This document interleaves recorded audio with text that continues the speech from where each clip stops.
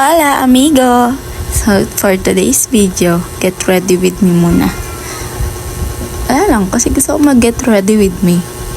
Paki nyo ba? Ay, nang away. So ayun na nga, nag-ready na ako dahil magpapapirma kami ng endorsement letter para sa aming OJT because graduating student na ang atin nyo.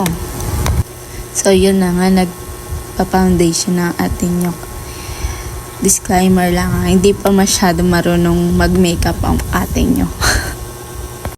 Literal pala na hindi talaga marunong. Bida-bida lang yan. Kung anong malagay sa mukha. So yun na nga.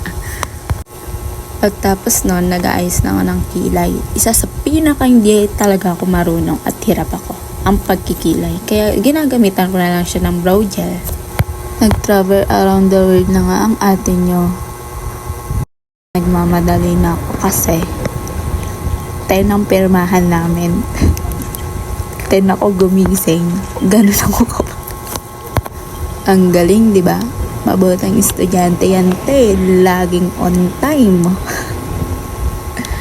Madali siya eh. O ano?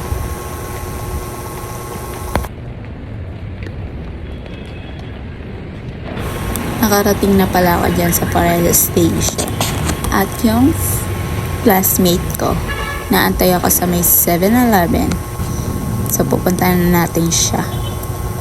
Kasi kanina pa siya nag-aantay.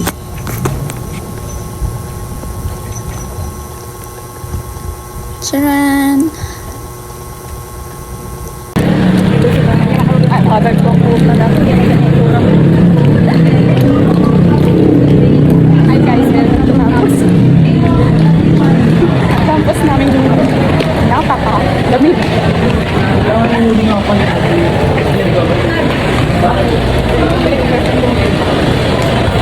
Yung OJT na lang, tapos pirmahan ng papel. Saka pa siya nag-uniform. Ano bang gagawin mo? Sama tayo magpapapirma. Nagsama yung walang alam. Baka doon sa papag-ito na.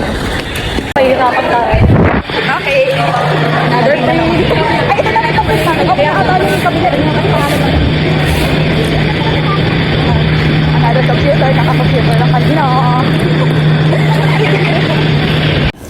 Nag-com shop kami para mag-edit ng files. Nasa messenger yung files namin kaso nalimutan ko yung password ko. Hindi kasi ako mahilig mag-login sa ibang device.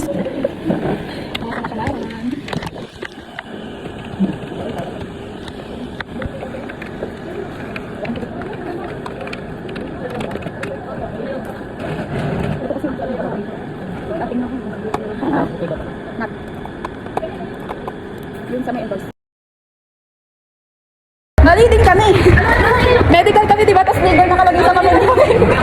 Visit! Mga pa-print. Ang tanga po namin, pangalawang print na po namin to. Yan. Magpapangatlo ulit. Kasi medical, diba? Med source. Tapos legal din nakalagay sa papel namin. Ayan ang nagagawa ng hindi nagbabasa ng papers. 1:30 na pala kami natapos magpapirma ng endorsement letter na yan. Kain na ng first meal. Pagkatapos namin kumain, dediretso na kami o pupunta na namin yung pag-OJT-an namin para ipasa yung endorsement letter na pinapirma namin sa campus. Para makausap namin ng maayos at malaman kung kailan kami mag-i-start mag-OJT.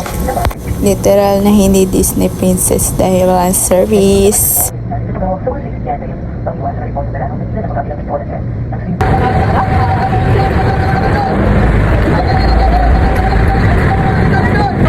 OJT secured. OJT secured. Thank you po, MedSource. Ito lang ba? Diba nakakahilo ang maghapon ko? Nakakapagod din pala mag-voiceover. Pero okay lang.